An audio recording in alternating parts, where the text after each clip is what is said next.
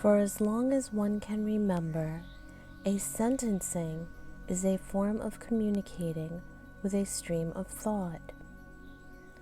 That stream of thought is none other than the consciousness that you are. The power of that thought is behind every sentence one puts together. It translates into a spiral of consciousness which can go in many directions. So when one puts this form together, the consciousness that is met can differ. It can grow in many directions that allows the consciousness to be seen and experienced. A form takes hold from this, which you know as a look of physicality, a look of physical form. The mechanism behind it cannot be seen and therefore is not recognized by one to take into consideration.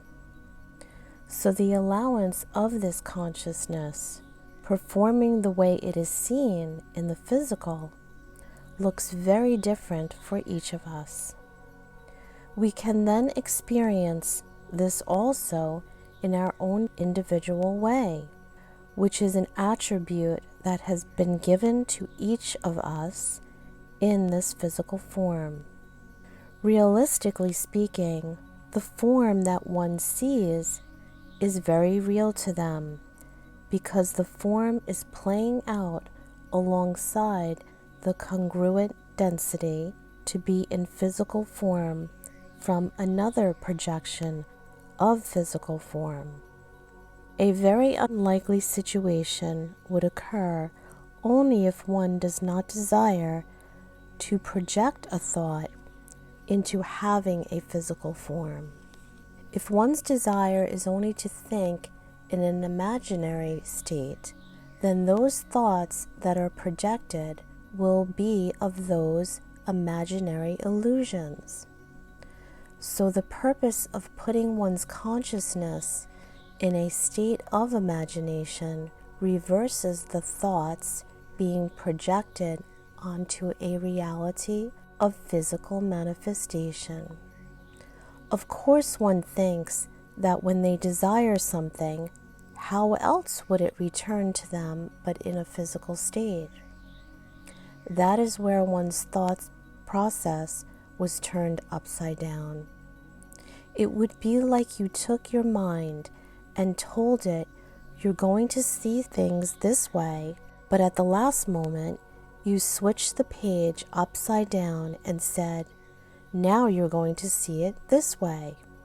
That was a very big twist of fate, you might say, where one's fate was taken aback by this very concept.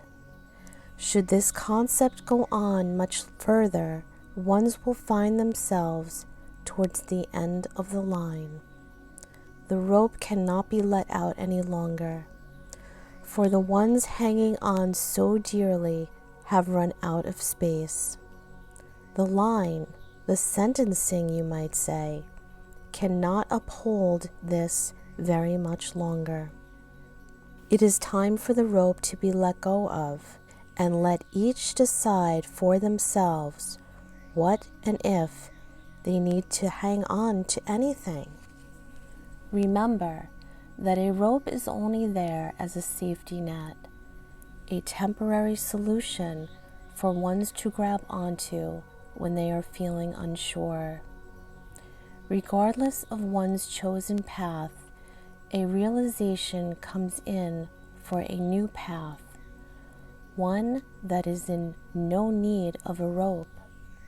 Their only lifeline is the one that they begin to encourage themselves with by focusing on their thoughts that believe from a knowing that their world has been purposefully turned upside down. Therefore, seeing beyond the glass ceiling that looks through to a side, showing one that their life is no longer the reflection of their thoughts that produce the same old physical reproduction. Through the glass is the view of the consciousness of thoughts that do not turn one's world upside down any longer. The framework of one's life can now begin to illuminate the aspect of consciousness that they truly are.